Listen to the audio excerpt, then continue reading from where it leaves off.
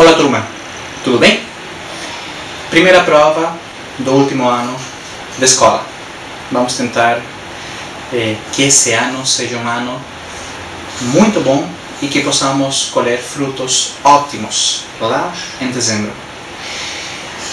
Meninos, vamos a falar nessa primeira prova sobre relações internacionais, sobre guerra, sobre relações exteriores e vamos começar esclarecendo primeiro o que são relações internacionais e o que são relações exteriores.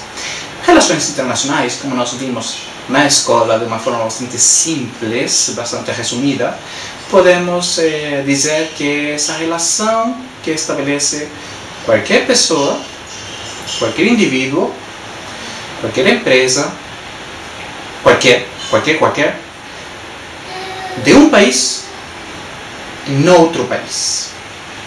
A gente falou um pouco que as relações internacionais estão dentro do âmbito da cultura, da economia, dos esportes, das sociedades, enfim. Qualquer pessoa que sai do seu país, vá para outro país, ele faz relações internacionais. Isso assim, desde um ponto de vista bastante amplo. Lembram quando a seleção brasileira foi jogar faz 2 anos atrás, lá no Haiti, o Jogo da Paz, que se conhecia assim?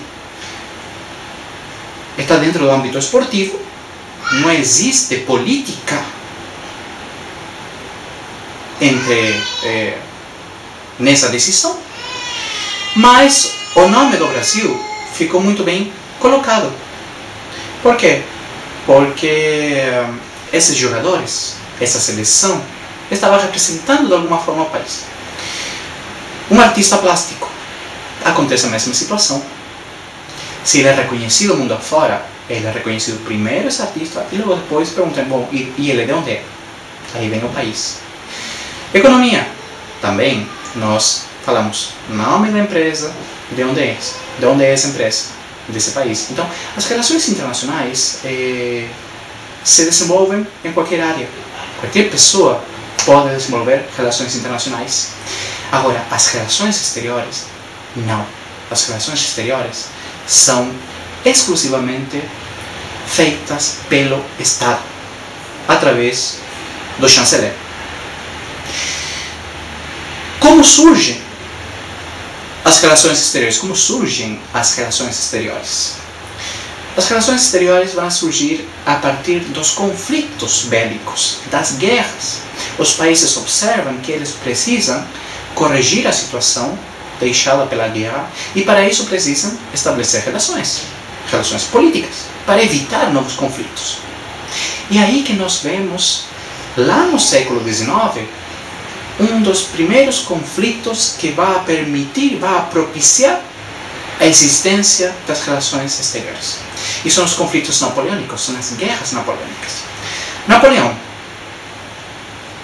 grande general francês, que surge, por dizer de alguma forma, na Revolução Francesa, e que logo depois, tentando exportar os valores dessa revolução, vai conquistar toda a Europa.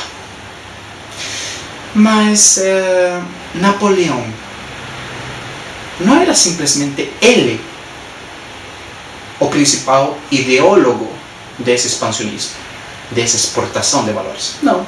Napoleão, como nós vimos em sala de aula, também tinha um apoio por trás dele que o incentivava a esse expansionismo.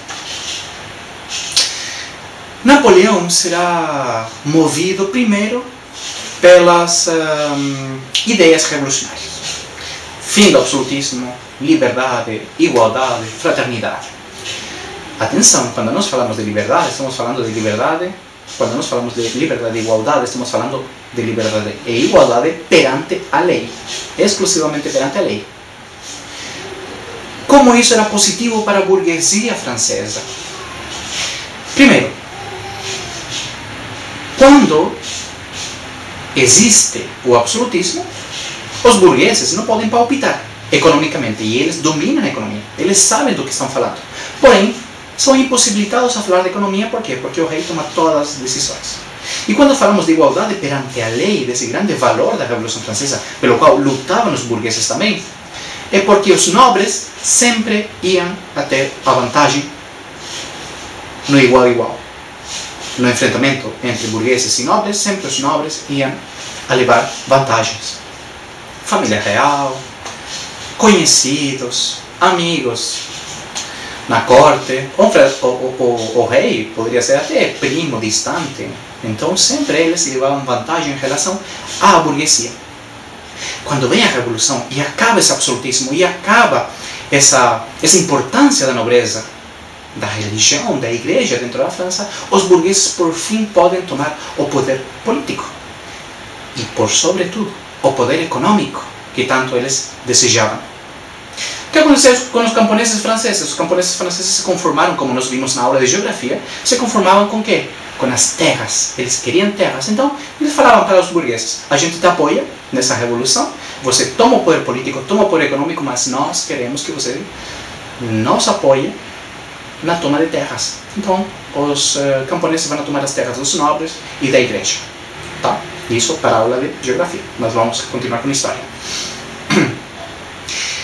É aí que vai surgir Napoleão. Nós vimos como vai ser a ascensão de Napoleão ao poder, como ele vai ser nomeado cônsul e depois ele vai a ser eleito, né, estranhamente, eleito imperador. Mas, retomando um pouco o ponto anterior, nós falávamos que Napoleão não era uma figura única dentro desse sucesso das guerras napoleônicas. Napoleão tinha o apoio de quem? Dessa burguesia que acabava de tomar o poder. E por quê? Porque a burguesia lida com a economia.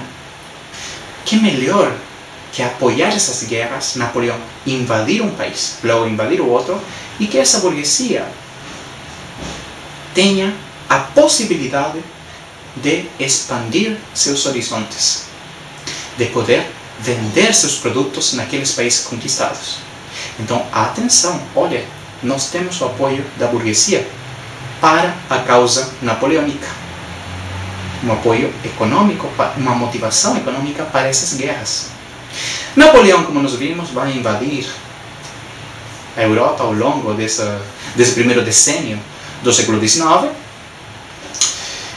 E no ano de 1806, ele observa, e a burguesia e os políticos franceses observam que tem um grande inimigo dentro da Europa, a Inglaterra. Primeiro país industrial, potência econômica da época, mas e também potência naval. Napoleão não consegue derrotar os britânicos, os ingleses no mar, e ele decide tomar uma política que é o bloqueio continental. O bloqueio continental simplesmente era fechar a Europa para o comércio inglês. Dessa forma ele tentava afogar, asfixiar a economia da Inglaterra. Que adianta ter tanto produto industrial, produzir tanto se você não tem consumidores? Era uma ideia muito boa. Porém, acontece um problema. Os burgueses franceses estão iniciando-se nesse processo industrial. Então ainda falta a capacidade produtiva. O que vai acontecer? Quando Napoleão invade um país, invade o outro, faltam produtos. A burguesia francesa não está capacitada ainda para produzir tanto para colocar nos mercados desses países conquistados, o que possibilita o tráfico.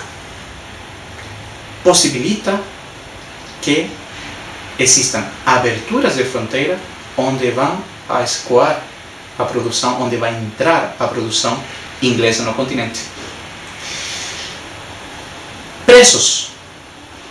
Se a burguesia francesa não tinha capacidade de colocar produtos nos mercados, nos novos mercados, o que acontecia com os preços? Como o produto escasseava, o preço aumentava.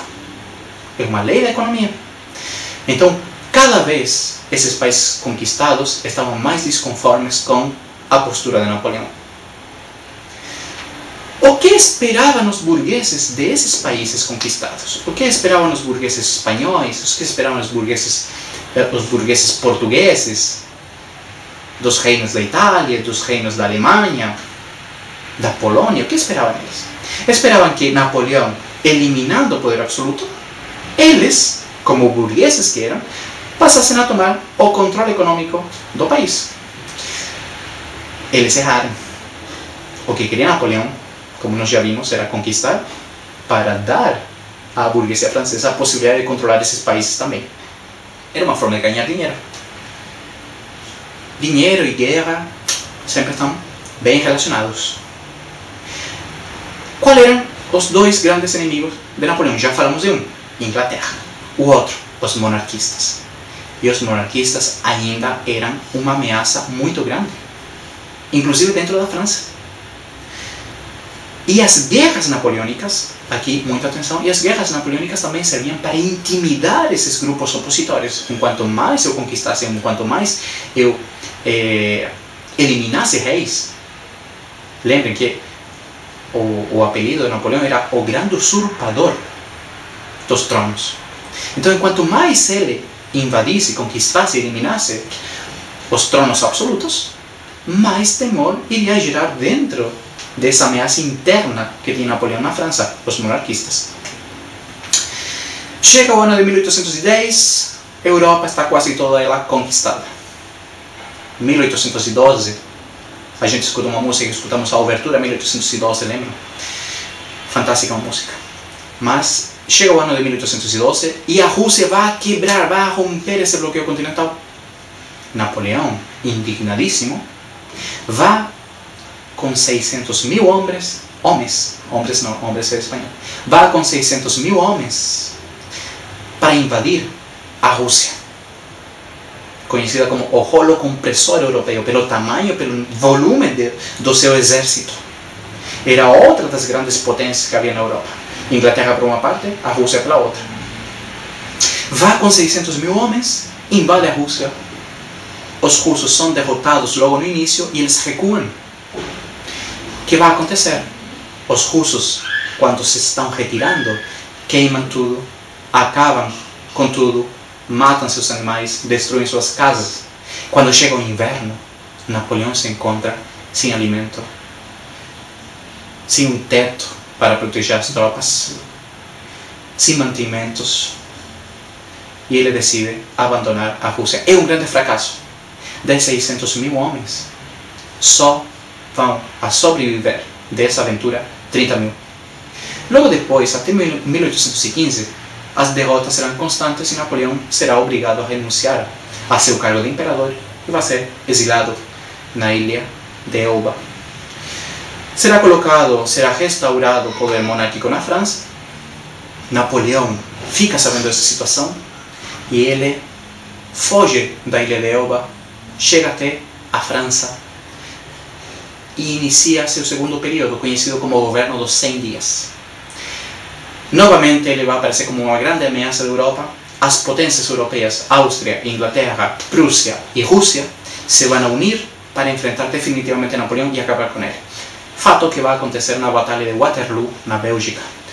O Duque Lord Wellington, o Lord Duque de Wellington, vai enfrentar a Napoleão e o vai derrotar definitivamente. Novamente ele vai ser exilado, agora numa ilha um tanto mais difícil de fugir, a ilha de Santa Helena. Com a derrota definitiva de Napoleão, essa ameaça que existia vai ficar superada. Porém, vai acontecer o que se vai chamar na história de Congresso de Viena. Não é que se chame na história do Congresso de Viena, de fato foi o Congresso de Viena. Vai acontecer o Congresso de Viena, onde se vão juntar todos os países da Europa, principalmente essas potências, mais uma potência isolada que é a França, né? E o representante francês, o ministro Talleyrand, vai apelar ao direito de legitimidade e ao direito de legitimidade e... Bom, enfim, vou esclarecer agora aqui. Ele falava que o importante era voltar tudo a como era antes da Revolução Francesa. Restaurar, legitimidade e restauração. Restauração e legitimidade. Esse era o princípio que defendia Talleyrand. Então ele queria restaurar o poder monárquico e restaurar as fronteiras, como era até antes da Revolução Francesa. E a legitimidade disso era porque a monarquia francesa não teve culpa, e de fato, quem organizou tudo foi a partir da Revolução Francesa e Napoleão. Mas a monarquia, segundo Talleyrand, era uma vítima dessa revolução e de Napoleão. Os outros países, outras potências compreenderam essa situação, mas mesmo assim alguém tem que pagar. Numa guerra sempre alguém paga. E o principal instigador dessa guerra, o principal motor dessa guerra tinha sido a França. Então a França foi multada, foi penalizada. Tiraram toda a sua marinha, ocuparam seu território em algumas áreas e perdeu suas posses coloniais, além de ter que pagar uma multa em dinheiro. A partir do Congresso Viena, nós podemos falar que se estabelece essa situação das relações exteriores. Os países precisam solucionar seus conflitos. Tá? Uma coisa mais para fechar essa revisão da história. Não vamos a fechar ainda, não. Temos que falar da situação na América. A situação na América. Quando Napoleão invade a Espanha e o rei Fernando VII é distanciado, é separado do trono, o que acontece com as colônias americanas? As colônias americanas lutarão pela sua independência. As colônias americanas já estavam cansadas do domínio espanhol. É um fato. Eles estavam procurando uma forma de rebelar-se contra o domínio espanhol. E justamente aparece Napoleão. Que melhor? Napoleão, quando toma o poder espanhol, tira a Fernando VII, a Dom Fernando VII, do trono e possibilita a ideia de revolução. Porque, segundo uma lei espanhola que existia, do governo da monarquia espanhola, se faltava a cabeça do poder, o comando, as colônias tinham a obrigação de lutar contra o país opressor. Então, como o Fernando VII não tinha sido retirado do poder, as colônias se vão a declarar em rebeldia e vão a declarar sua independência.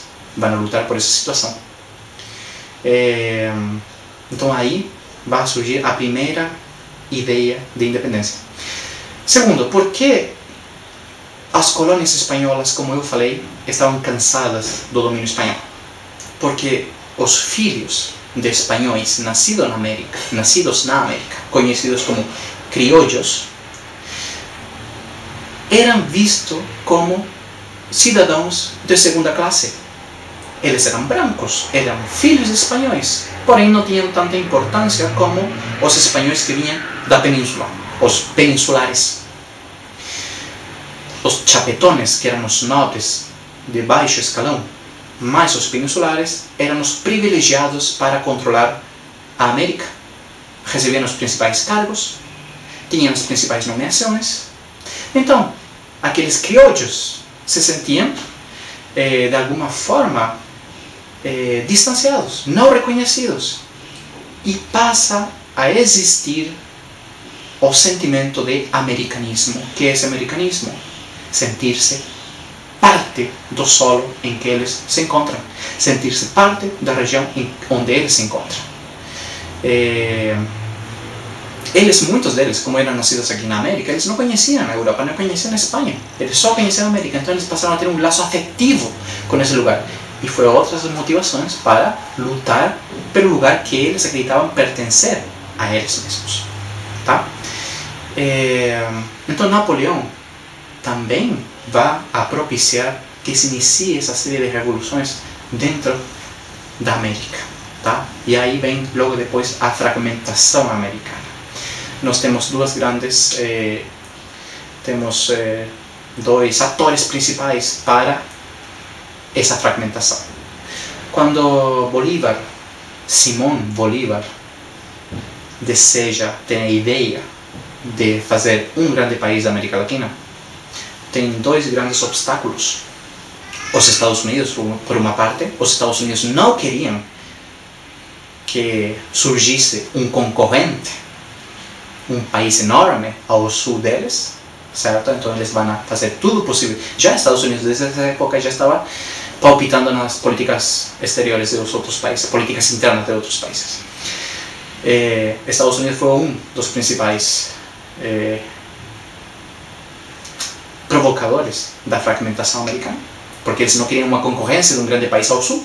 E a Inglaterra, porque era muito mais fácil, como país industrial que ela era muito mais fácil vender para vários países que vender para um grande país. Por quê?